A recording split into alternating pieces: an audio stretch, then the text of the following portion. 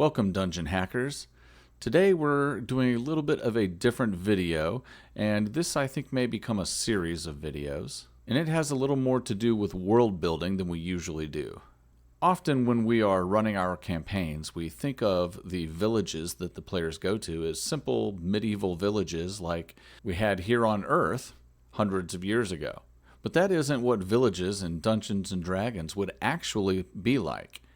When you think about it, yes, humans had to deal with things like lions and tigers and bears. Lions and tigers and bears, oh my! Lions and tigers and bears, oh my! But they never had to deal with anything like dragons or beholders. And in a world where things like giants are real, the villages would look far different as they have to defend themselves against these kinds of monsters. Do you have to make changes to your villages to make them seem more realistic within the world of Dungeons and Dragons? No, you don't. But this might be an opportunity to make the village stand out a little more. Instead of every village being the same, each village they go to can be completely different depending on the kind of creatures that may live in that area. So before I get started on today's video, drop me a comment down below and let me know what kind of monsters you would like me to do a video like this on in the future. But for today's video, we're going to take a look at how a village might adapt if there's a large nest of harpies nearby. First thing first, let's take a look at a harpy and what it does. So the description tells us that a harpy is a hate-filled creature. They strive to cause pain and bring an end to love and life. These monsters combine human-like features with talons and wings of avian scavengers. Their notorious song compels listeners to follow them, heedless of danger. Creatures captivated by a harpy's song frequently meet their deaths on harpy's vicious claws or amid natural perils.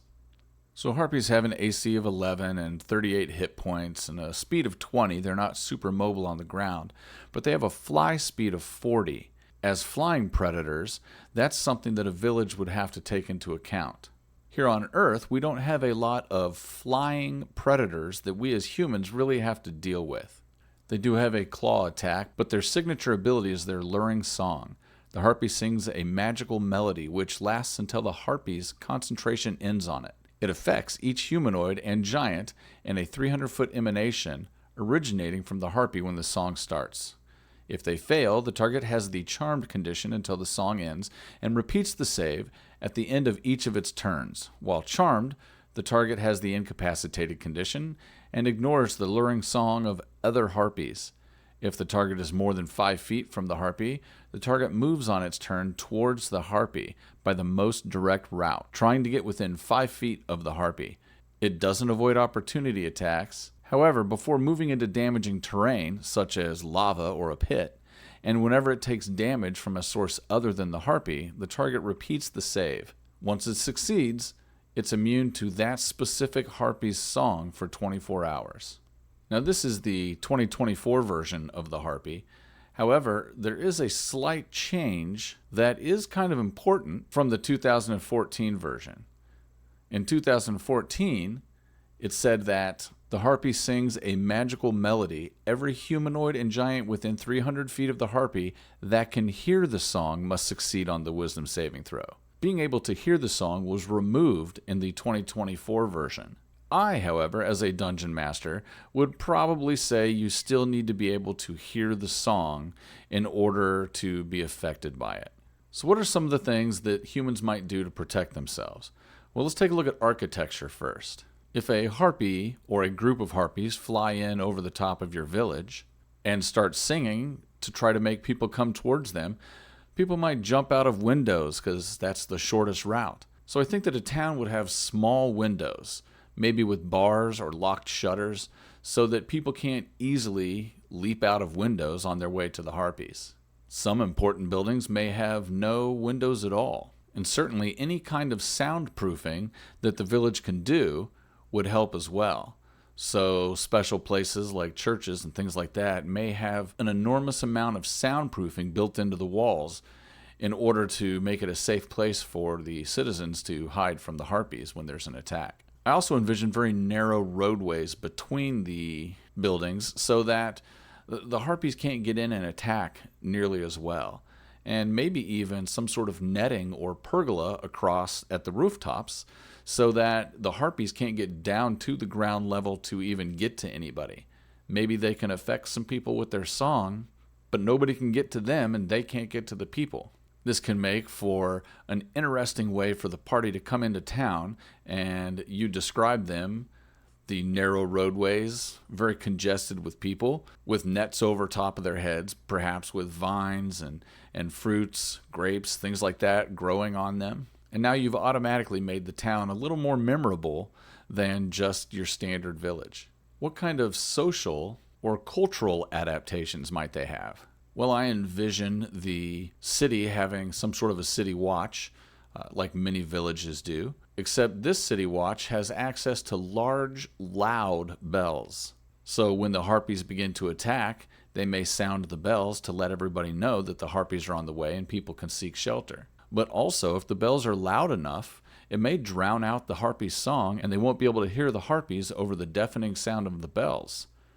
This may be a way that the village can protect themselves without having to resort to magic of some type. Now, deaf citizens in a village like this may be revered because they wouldn't easily be able to be targeted by the Harpies with their luring song because they can't hear the song. I could even see a monastery of monks, instead of taking a vow of silence and not speaking, perhaps they take a vow of deafness, and to join the order you either have to be deaf or perhaps have your eardrums ritually pierced so that you are deaf. These monks could then be the protectors of the city, as they wouldn't be affected by the Harpies nearly as much. As we said, Harpies hate love, and so things like weddings and other celebrations of happiness and love would possibly be done in secret. And even if they are done in public, then there probably isn't a lot of singing and merriment because you don't want to draw the attention of the Harpies and thus ruin the joyous occasion. What kind of economic and technological advancements might happen in a place like this? Well, we discussed the idea of having nets or a pergola of some type across the walkways, but the town guard themselves may have padded helmets that block out noise. They've probably developed some sort of silent communication technique so that if they can't hear because of the bells or because of deafness or some sort of helmet that blocks out sound, they can still communicate and coordinate their attacks together. Now, these are all good things to do and good strategies if you're living inside of the town. However, what about the farmers and the miners and woodcutters, the people that have to go out into the wilderness to gather supplies? Well, I don't think farmers or log cutters would be going out alone. I feel like when you have creatures like this nearby, you're going to have to go out in large groups. So much like a barn raising now with enough people can be done in just a few hours, I envision the farmers all working together in small communities and small groups where everybody goes to Farmer Ted's field today and then Farmer Bob's field tomorrow, and everybody works together with everybody else. You would probably have some dedicated guards that are just there to keep watch while everybody else is farming. And you wouldn't have any isolated farmsteads because that would just be inviting the Harpies to come and attack those people while they didn't have any support. So even if they aren't part of the village, you may find small communities of 6 or 7 families all working one area at the same time with all their houses nearby. And of course, just like these are magical creatures, D&D is a world of magic, and so there are some magical ways you could respond to. So far, we've been talking about non-magical solutions to Harpies, and while the party may have access to some powerful magic, most everyday peasant doesn't. So in a world of high magic, you could have some countermeasures in place. So we're going to take a look at a couple small, low-level things that could happen. The blindness and deafness spell could be something that would be cast on the town guard or different people during attacks so that they're deaf and can't hear the Harpy's song. Likewise, you could have areas where you cast silence or even a permanent silent area so that when the Harpies attack, the town folk could run to the town square where there's a permanent silence in effect and would not be subject to the effects of the luring song. Of course, any higher level magical abilities, and you're going to have some damage capability tied in. And as we discussed, Harpies aren't super tough to kill with just an 11 AC and 38 hit points. And so a large group of people can be a protection in and of itself. 50 people throwing rocks at a Harpy could probably take the Harpy out, even if they're all just peasants. So that's what I think a village that is near a nest of Harpies might look like. They would have some physical adaptations that they've made to the town to help protect against this specific type of enemy, and special gear to help them against the flying Harpies.